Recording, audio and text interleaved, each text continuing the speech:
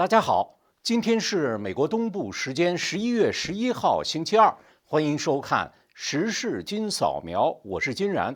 订阅我们的频道啊，点赞留言，并且推荐转发。很多人认为川普对中共独裁者的本性缺乏认知，还主动的去拉近关系甚至言语上称赞。应该说，川普确实是个不走寻常路的政治人物，说话办事儿往往是出人意表。但你认为他对独裁者背后的邪恶因素不了解，那就是你不了解川普了。不知道是美国的左派主流媒体有意忽略，还是他们真怕了。川普最近干了一件极具意义的大事，居然被几乎所有的美国主流媒体给忽略了，悄无声息差点连我也错过了。最近，川普在白宫网站发布了一份他自己亲自签署的公告，把11月2号到8号定为了反共周。公告的内容是一针见血地指出，共产主义是人类史上最毁灭性的坏东西，害死了上亿人，假借人民平等之名，骨子里其实是魔鬼要奴役所有人。这个公告的内容挺长，一上来呢就说，本周我国将举行反共周，庄严纪念历史上最具破坏性意识形态之一所造成的浩劫。共产主义横跨各大洲与世代，对国家与灵魂造成毁灭性的打击，过亿生命沦为政权的牺牲品。这些政权企图抹杀信仰，压制自由，摧毁勤劳换来的繁荣，践踏受迫害者与生俱来的权利与尊严。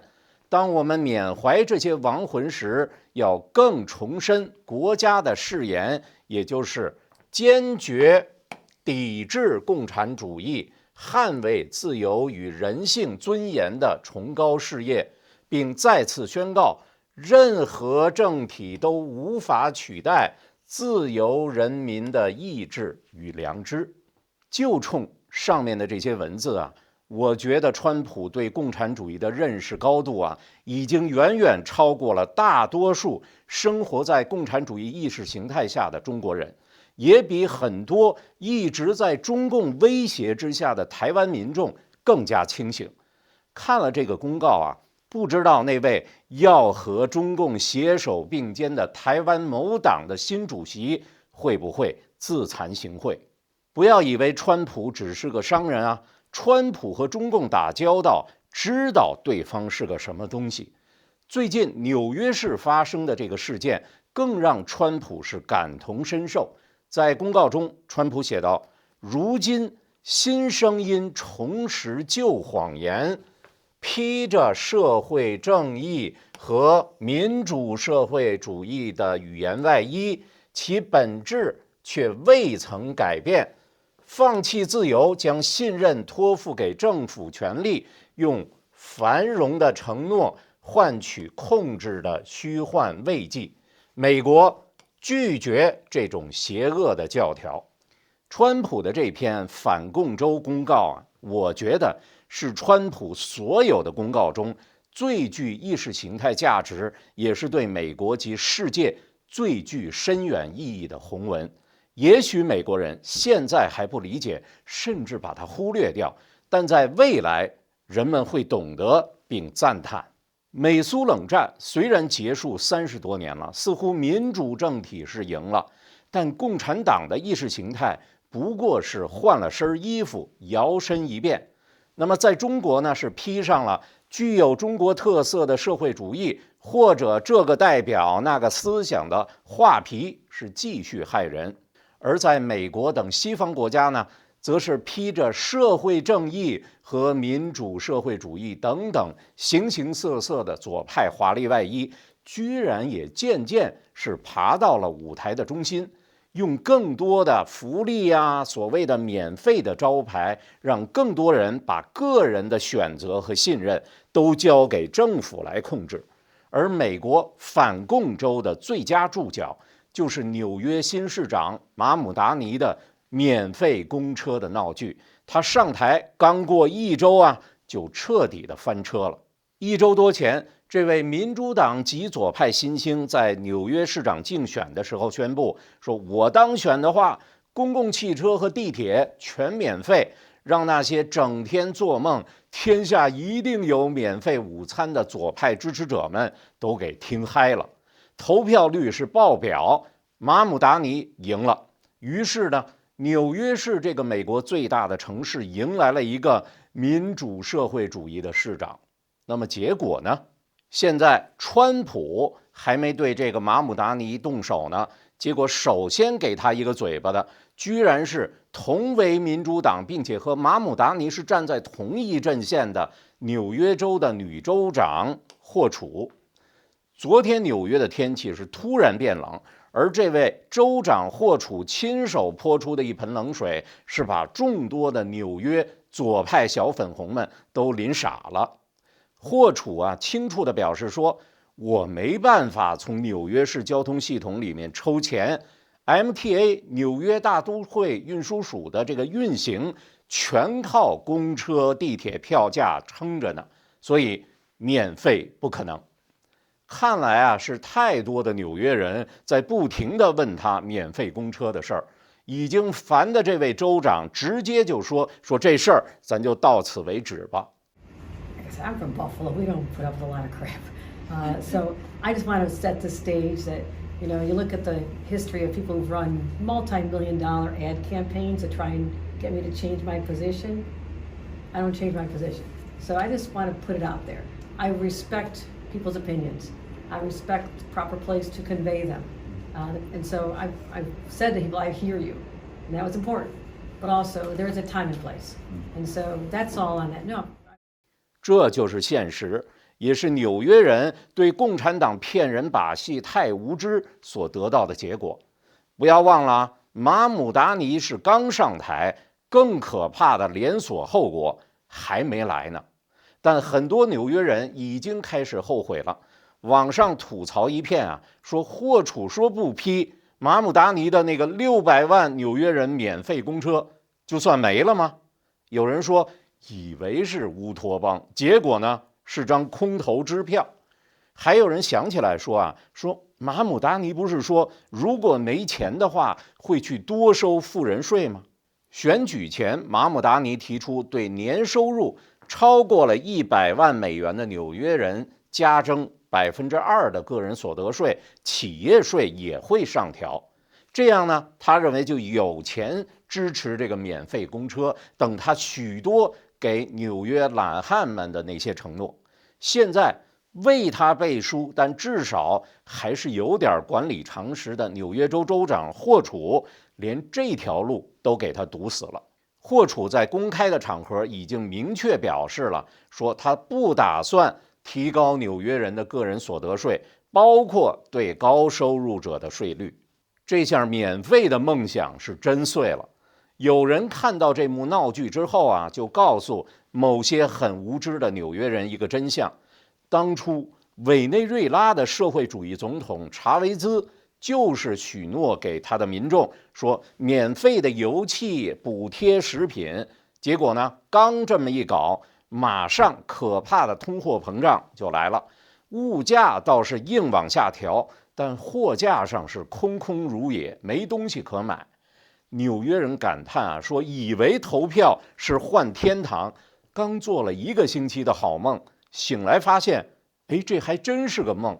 其实判断很多事物啊，并不需要什么高深的学问，只要你具有常识和良知就行了。有人这2天去问了纽约市的一位公车的司机，说免费巴士什么时候可以开始啊？那个司机笑着说永远不可能实现。Excuse me, sir, I have a question. So I saw on the bus it said, and I see the sign that says fares required. I thought the buses were supposed to be free now because, Mamdani just won. That's funny. That's a good one. When does that start? That's never gonna stop. Never gonna happen? That was fucking All right, well, I want to say I appreciate what you do, my guy. All right. 天气变化时节，身体最需要保养，可以考虑普瑞堂的选宝黑参。选宝黑参有2种产品，一种是完整的一根一根的黑参，真空包装，送礼体面；另外一种是口服液。2种产品的原料都是用韩国产的6年根的高丽参，再经过传统古法酿造而成。很多用过选宝黑参的朋友都体会到黑参补充体力和提升免疫力的效果。如果感兴趣的话，可以点击电视下方的链接，或者是扫描屏幕上的2维码，然后输入给我们观众的专用优惠码，就可以享受全球的免费邮寄。如果您购买500美元的普瑞堂的产品，还可以获赠1根选宝黑参的原根。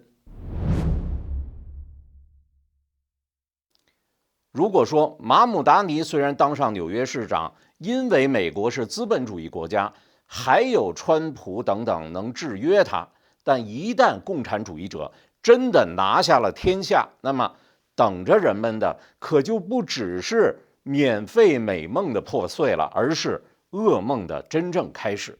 10月6号早上，昆明的第一人民医院的麻醉手术室里是灯火通明，一场器官移植接力赛是拉开了序幕。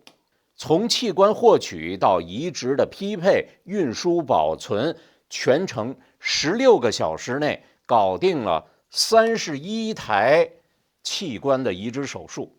院方发通稿还赞扬这是高效率的配合的典范，表示呢2名器官捐献者是年轻的无名英雄，因意外脑死亡自愿把心、肝、肾、角膜给了31个人。而这家医院呢是所谓的获取器官组织的先进单位，每年要处理上千例的器官移植手术，号称是全国领先。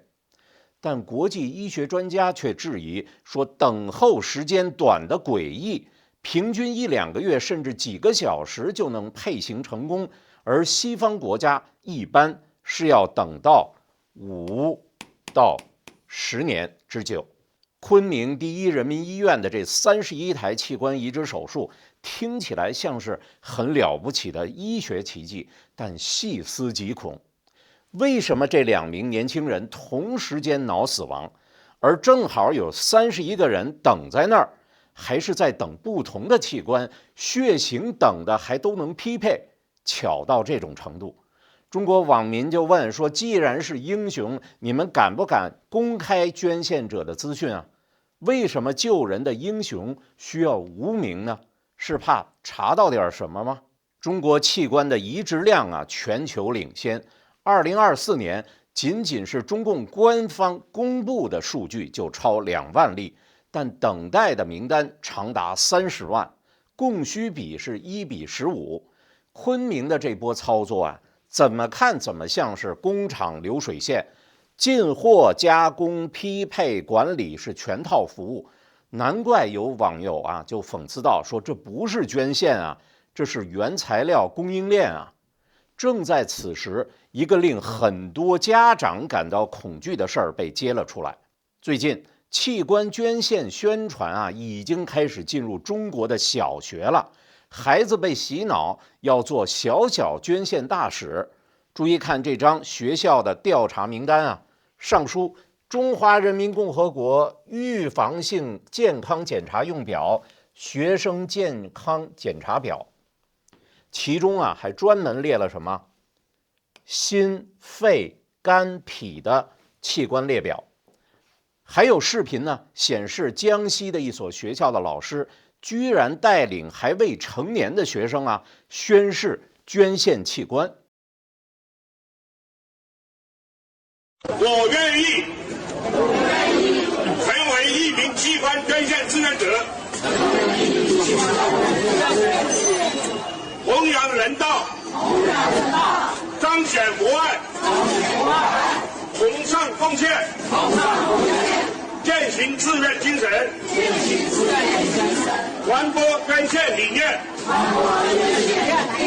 履行生命之约。有辽宁的一所学校家长就透露说，学校在不告知家长的情况下，偷偷的在给学生们体检验血，还鼓励器官捐献。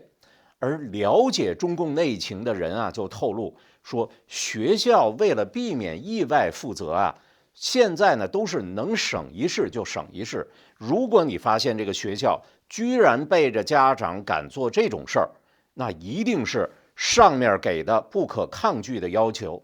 那么接下来会更有不可告人的需求或者失踪案的发生。如果是我的话，第一时间带着孩子能逃多远先逃多远，而且绝不让自己的孩子做任何的抽血验血和全面体检这种事儿。学校竟然瞒着家长组织学生验血，不以学生教育和安全为主，反而关心起一些学校以外的事儿。最近啊，某些学校的一些迷之操作真的是让人细思极恐，引来了众多家长和老师的不满。一边呢器官移植合法化，一边呢就在学校宣传自愿捐赠零件，这边呢就接着给学生体检，这是什么举动呢？这是要配型吗？然后你们又想做出什么不为人知的操作呢？日后会不会莫名其妙的又丢失了一个孩子？有网友发帖表示啊，说去看了一下中国人体器官捐献管理中心的网站，然后就发现什么？合作伙伴里面竟然有中共的教育部，因此感到后背发凉，似乎明白了为什么那么多的学生失踪，却在满处都是摄像监视头的情况下，就是找不到任何踪迹。有人贴出了9月1号到15号仅仅2周期间就已经传出来的中国孩子的失踪名单，都是10几岁的孩子。陕西有一个15岁男生，放学之后就没再回家，隔了2天，他的尸体被发现丢在了路边，身上肾脏和多个器官也被摘除。家长跟学校去要说法，学校说放学之后不关学校管。那他去报警，警察又说这属于自杀，置之不理。家长就拍了片子上传，希望能够找回公道。结果这段影片很快在全中国的网络上被删光，连账号都被删了。